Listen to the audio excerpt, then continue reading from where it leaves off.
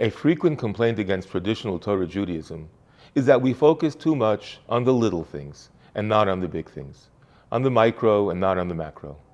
A little milk spills into the pot, and the balabusta wants to throw it all out. One tiny nick in the slaughtherer's knife, and the chicken is treif.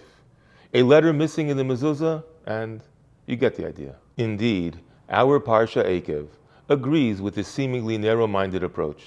The portion begins, V'hoya Eikev Tishmun, which our sages translate to mean, you will get reward when you obey the small mitzvahs that people usually trample on with their Akev, with their heel.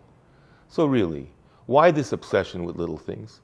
The holy Kozhnitzer Magid explained this beautifully by means of a cute story that may have actually happened.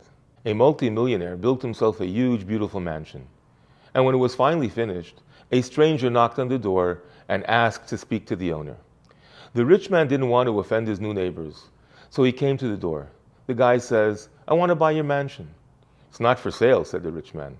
Okay, sell me just one floor. No. How about a room? No. A closet? Also no. Finally, the neighbor said as follows.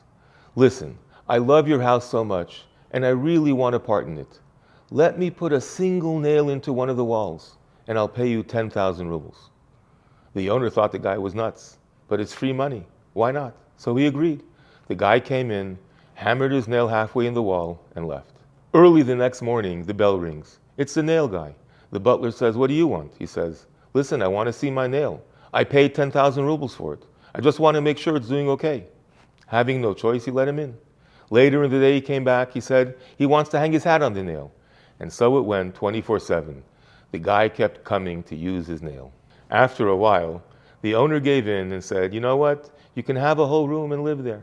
Sure enough, the guy brought his whole family over, together with the piano, which he played all day and night, until the owner gave him the whole floor. And he continued to drive him crazy, until finally the owner totally gave up his whole house. And all because of a single nail. Said the Kozhnitzer Magid, it really was just a nail, but it was his nail. And with that, he can change ownership of the entire house. My friends, the same is true on the positive side. We may only start with something small, but if we own it, if we make it ours, it can become the key to the entire palace. Wishing you and yours a Shabbat Shalom u'Mevorach.